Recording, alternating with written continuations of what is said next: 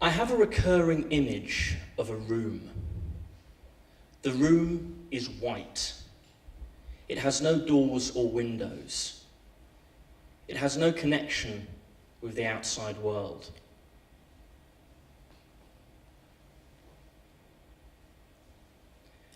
There is no way into or out of the room, but the room has always been there. It is a safe, sterile environment, a vacuum. Somehow I find myself inside this room.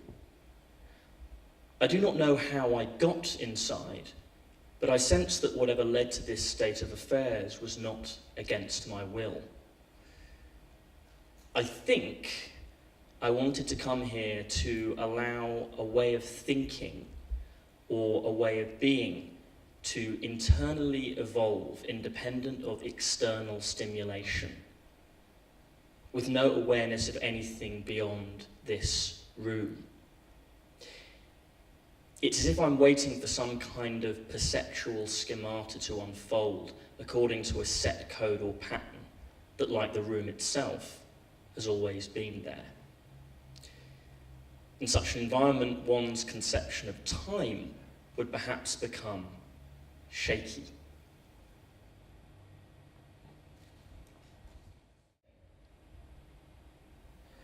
So this is Frankie.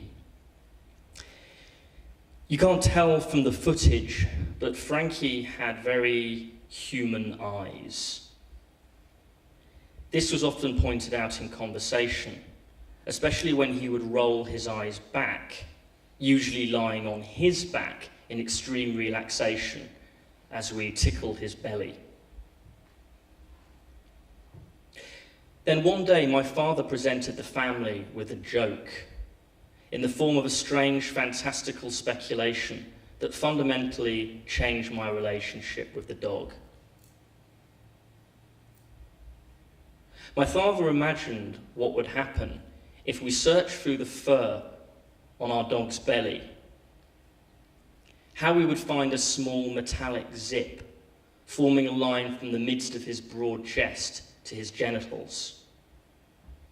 And in tugging on the zip, he imagined how the dog's outer fur could be peeled off, revealing that inside the body of our dog was the body of a small man, a naked man who had been living inside this body, a man masquerading as a dog. With a mix of my father's adult plausibility and my youthful credulity, I can't have been much older than 8 years old, the image haunted me for some time.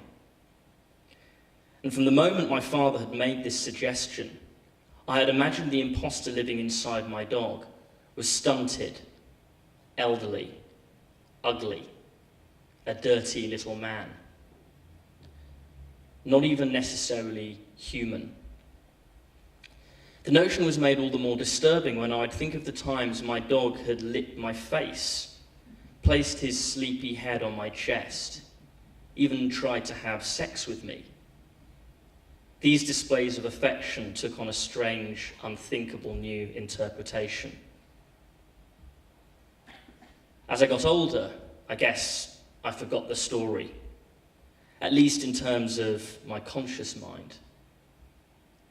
And as an adult, I was as guilty as anyone else of anthropomorphizing him by looking into his eyes and reading what I assumed were human emotions.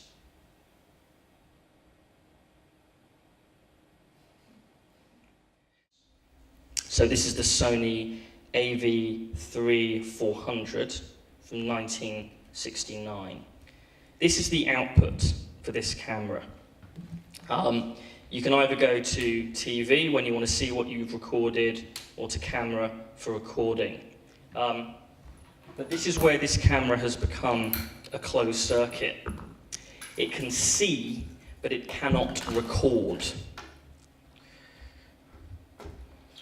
So I have a difficulty in terms of showing you what this camera records like, what that sense of the ambient image is. I mean, I've always found when I've looked at images from this camera, a really good example would be William Wegman's Video Works. This is from 1972.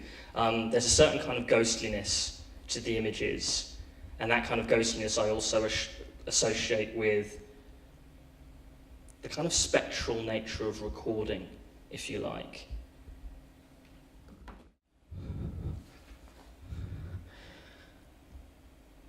It started to occur to me that it is all materials that are displaced, recorded or not, that all forms are adulterated, in the wrong place at the wrong time, in an increasingly unnatural order. Everything is out of its place. Everything is out of its time. This is what is described as the analog hole.